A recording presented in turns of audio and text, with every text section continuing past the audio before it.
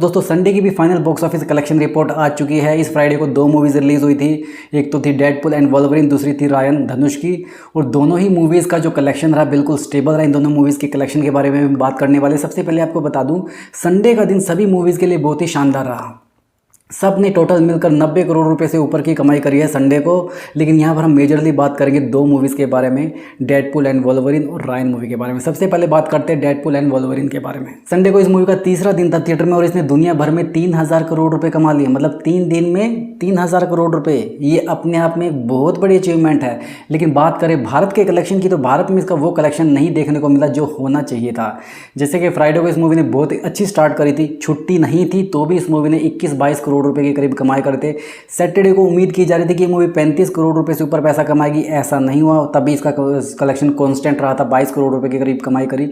और संडे को भी इस मूवी ने छुट्टी के बावजूद इतना पैसा नहीं कमाया। मतलब फर्स्ट डे लोगों के अंदर इस मूवी को देखने का एक क्रेज़ था, उसके बाद में सेकंड को वो क्रेज़ नहीं बढ़ा और संडे को भी वो क्रेज़ नहीं बढ़ा। और संडे को इस मूवी ने टोटल 22 करोड़ 50 लाख रुपए की कमाई करी, जिसमें इंग्लिश वर्जन में कमाई थी 11 करोड़ रुपए और हिंदी वर्जन में कमाई थी 9 करोड़ रुपए। बाकी तमिल तेलुगु वर्जन में इसकी कमाई 1-2 करोड़ रुपए के करीब थी, वो ज़्यादा कमाई नहीं थी। इसी के साथ डेडपुल एंड वोल्वरिन का जो भारत का कलेक्शन है वो हो जाता है 66 करोड़ रुपए। मतलब 3 दिन में 66 करोड़ रुपए अपने आप में एक बड़ी बात है। बट मार्वल सीरीज की कोई मूवी आई है उससे इससे ज़्यादा ही एक्सपेक्ट किया जा सकता है। तो मुझे लगता है कि उस उम्मीद पर ये अभी तक तो खरा नहीं उतरी। अब डेडपुल एंड वोल्वरिन के मंडे टेस्ट की बात की जाए तो इसका जो कलेक्शन है अभी तक स्टेबल है 22 करोड़ रुपए का। लेकिन मंडे का इसका जो कलेक्शन है वो मुझे लगता है 8 से 10 करोड़ रुपए के बीच में जाना चाहिए अगर ये मूवी मंडे टेस्ट में पास होना चाहिए। लेकिन अगर इसका कलेक्शन 3 गुना से ज़्यादा गिरता है तो मतलब इस मूवी के लिए खतरे की घंटी है, तो इसको थोड़ा सा वेट करना पड़ेगा। बट मैं मानता हूं कि मंडे को भी इसका कलेक्शन काफ़ी अच्छा होने वाला है। हालांकि मैं इस मूवी का रिव्यू कर चुका हूं। अगर आप डेडपुल एंड वोल्वरिन को देखने का प्लान कर रहे हैं तो इस रिव्यू को जरूर देखिएगा। हालांकि इस रिव्यू की जो लैंग्वेज है थोड़ी सी फ्री है, गलत शब्दों का इस्तेमाल बिल्कुल भी नहीं है।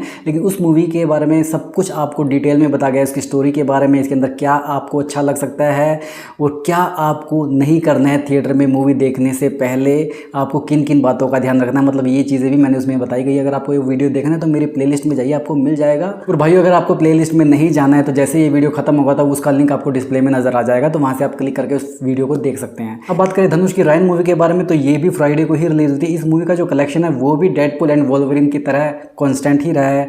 3 दिनों में इसका जो कलेक्शन है एक बार भी 15 करोड़ रुपए से ऊपर नहीं गया और 12-13 करोड़ रुपए से नीचे नहीं गया।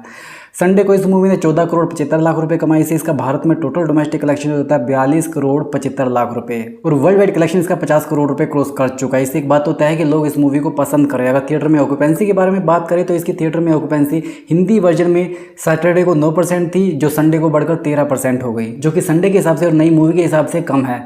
लेकिन इसकी जो ओरिजिनल लैंग्वेज है तमिल, अगर उसमें ऑक्यूपेंसी की बात करें तो उसमें ऑक्यूपेंसी सैटरडे को 54% थी, जो संडे को बढ़कर 67% हो गई।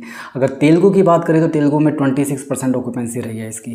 तो मतलब तेलुगु के लोग तो इस मूवी को कम देख रहे हैं, सबसे ज़्यादा लोग इस मूवी को तमिल वाले देख रहे हैं, क्योंकि इसका ओरिजिनल जो रीज़न है, ओरिजिनल लैंग्वेज है वो तमिल की है। और हिंदी के लोग अभी इसको पसंद नहीं करने लगे। और दूसरी चीज़, हिंदी में इसके शोज़ भी कम है और लोगों का इस मूवी को देखने की तरफ इंटरेस्ट भी कम है।